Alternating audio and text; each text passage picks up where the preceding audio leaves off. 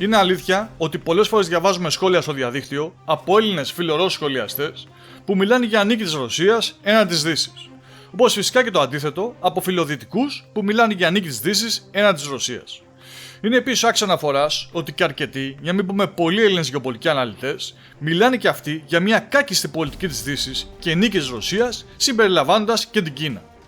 Κάτι που τους έχει φέρει μάλιστα σε δύσκολη θέση, καθώς ο πόλεμος των τρόλ και της προπαγάνδας τους στοχοποίησε ως φιλορώσους ή αλλιώς ως πουτινικούς. Μια νέα λέξη που έφεραν τα τρόλ, αλλά ακόμα και οι δημοσιογράφοι που προσπαθούν να μας πείσουν ότι αυτοί έχουν το απόλυτο δίκαιο και όλοι οι υπόλοιποι έχουμε IQ FQ.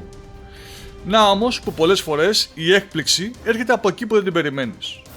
Και αλήθεια, ποιος θα ανέμενε ότι ο πρώην Βρετανός Πρωθυπουργός Τόνι Μπλερ, ο φυσικά ακραίος φιλοδυτικός, θα το χαρακτηρίζαμε, και σίγουρα όχι πουτινικός, με καμία δύναμη στον κόσμο, θα έρχονταν να ταράξει τα νερά και σε ομιλία του που πραγματοποίησε σε διάλεξη με τίτλο «Μετά την Ουκρανία, ποια είναι τα μαθήματα τώρα για την ηγεσία της Δύσης», που διεξήχθη σε φόρουμ στον Finchley Park του Λονδίνου, θα παραδεχόταν εμέσως ότι η Δύση τα έχει κάνει πραγματικά μαντάρα, αφού όπως είπε, ο πόλεμος στην Ουκρανία δείχνει ότι η κυριαρχία της Δύσης φτάνει στο τέλος της, ενώ η Κίνα αποκτά καθεστώς υπερδύναμης σε σύμπραξη με τη Ρωσία σε ένα από τα πιο σημαντικά σημεία καμπής εδώ και αιώνες. Ο κόσμος βρέθηκε σε ένα σημείο καμπής στην ιστορία που μπορεί να συγκριθεί με το τέλος του Δευτέρου Παγκοσμίου Πολέμου ή την κατάρρευση της Σοβιετικής Ένωσης.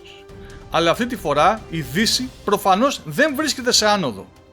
Φτάνουμε στο τέλος της πολιτικής και οικονομικής κυριαρχίας της Δύσης.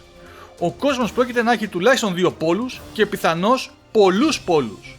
Η μεγαλύτερη γεωπολιτική αλλαγή αυτού του αιώνα θα προέλθει από την Κίνα, όχι τη Ρωσία. Αυτά αναφέρει σε δημοσίευμά της η ειδησιογραφική ιστοσελίδα Πρώτο Θέμα και αναρωτιόμαστε τώρα εμείς.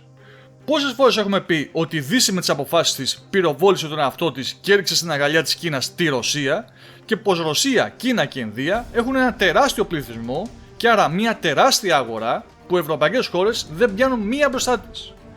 Αυτά λοιπόν από τον Τόνι Μπλερ που θα πρέπει να προβληματίσουν πάρα πολύ την ελληνική πολιτική σκηνή.